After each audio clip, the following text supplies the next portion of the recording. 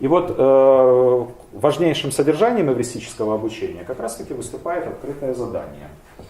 И открытое задание — это то задание, которое раскрывает внутренний потенциал учащегося. Во-первых, мотивирует его, затягивает как некую такую мотивационную воронку.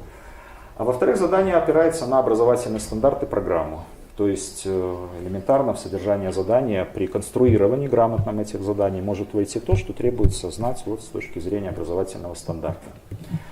Вот некие примеры, которые разработали задания. Я не стал взрослые давать задания, хотя есть огромное множество и взрослых заданий, но тем не менее примеры тех заданий, которые разработали сами студенты, в частности первокурсники. Это к вопросу, если студент может составить задание, так, а как раз таки они по профильному предмету обучались, основы психологии и педагогики, естественно, что насколько может и взрослый их составить.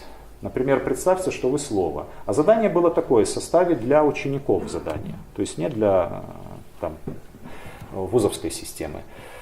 В какое предложение вы хотели бы попасть, какую смысловую нагрузку хотели бы нести? И попав в толковый словарь, какое значение вы бы придали своему слову? Вот интересно ученику такое задание выполнять или нет? Вопрос для каждого открыт. Я, естественно, не буду говорить за всех. Или, например, математика, математические функции. Функция — одно из основных математических общенаучных понятий. Сегодня нельзя представить ни одну научную дисциплину. Идет небольшая преамбула, то есть есть своя логика составления заданий, свой алгоритм. Сегодня вот у нас это и будет частью групповой работы. А дальше сформулируйте в виде функциональной зависимости, например, вашу любовь к родным и близким, вашу дружбу со студентами группы, ваше уважение к старшим, любовь к родине. Дайте соответствующую аргументацию. Кстати, вот это задание я демонстрировал в марте месяце, был как раз республиканский семинар с участием министра образования, и Игорь Васильевич сам историк. Но когда он посмотрел на некоторые задания, он так сказал: ну вот, очень бы хотелось, чтобы их было больше гораздо в практике нашей, не только школы, но и вузовской. Дисциплина дизайн. Дайте название и поясните символический смысл элементов монумента. Еще раз повторю, это не идеальное задание, это задание, составленное студентами. Я их не редактировал, потому что у меня есть вопросы не только в преамбуле, вот здесь, но есть вопросы и к алгоритму выполнения заданий. Если не предполагает задание алгоритм, считайте, что задание провальное, его нельзя выполнить. На него можно дать тогда ответ «да» или «нет». А есть определенная методика составления задания. Но это примеры того, как сами студенты могут, в общем-то, создавать образовательное содержание. Содержание, точнее, образования. Вот, например, педагогика, да, бегом на лекцию студент составил. В вузе посещаемость занятий не всегда 100%. Придумайте такую структуру лекции, которая заинтересовала бы студентов и изменила посещаемость. Средненькое с точки зрения канонов задания. Почему? Потому что лучше бы сформулировать с помощью преамбулы, а потом усилить личностный компонент этого задания. Например, представьте, что вам поручено прочитать лекцию. Разработайте и приведите структурный план лекции, который бы позволил в наибольшей степени обеспечить мотивацию студента и продуктивность его деятельности на лекции. Обоснуйте каждый из компонентов лекции, защитите его. Где мотивация, где креативность, где, наоборот, традиционность, которая должна присутствовать на лекции. То есть в данном случае эта идея хорошая, она открытая, потому что каждый может свою структуру лекции предоставить, создать, но задание абсолютно не отшлифовано. Или предмет русский язык, миграция слов. В последнее время многие русскоязычные слова исчезают, им на смену заимствуется иностранная лексика. Как вы думаете, почему это происходит? Какие слова, по-вашему, могут исчезнуть в ближайшие 200 лет? И ответ свой обоснуйте.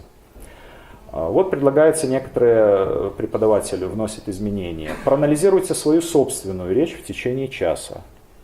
Мотивационный, другой совсем компонент. Зачем мне анализировать, там, тем более что-то исчезает, что-то привносится новое. А вот как я общаюсь, мне же интересно знать, это меня касается. Какие слова иностранного происхождения ты используешь? И привести, например, не только слова, которые исчезнут, но, например, и какие появятся новые в практике разговора, и почему. Вот через осознание, осмысление своей деятельности на конкретном содержании образования, обучения, мы можем, в общем-то, здесь показывать то есть развивать те личностные качества студента, например, рефлексивные, да, например, способность задавать вопросы, ставить цели, которые сегодня являются составной частью очень многих компетенций. Ну и вот рефлексии некоторые, еще буквально одну минутку, рефлексия глазами студента и преподавателя. Они тоже очень разные. Например, открытые задания научили меня составлять собственный план действий, широко думать, выходить за рамки обычных мыслей. Не знаю, не берусь утверждать, так это или не так, широко думать, но тем не менее рефлексия это уже как бы послесловие. Студент не ставится в рамки зависимости от преподавателя, это выставлена итоговая оценка, это некий взгляд послемыслия, скажем так, да, на то, что было сделано.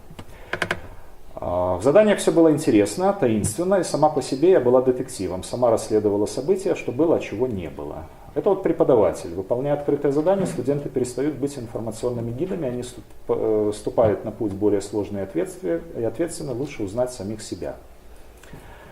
С помощью эвристических заданий наиболее эффективно может решаться, на мой взгляд, проблема заштампованности мышления. На это, кстати, очень многие отвечают, потому что когда мы что-то создаем, мы выходим за рамки неких шаблонов, иначе что-то создать невозможно.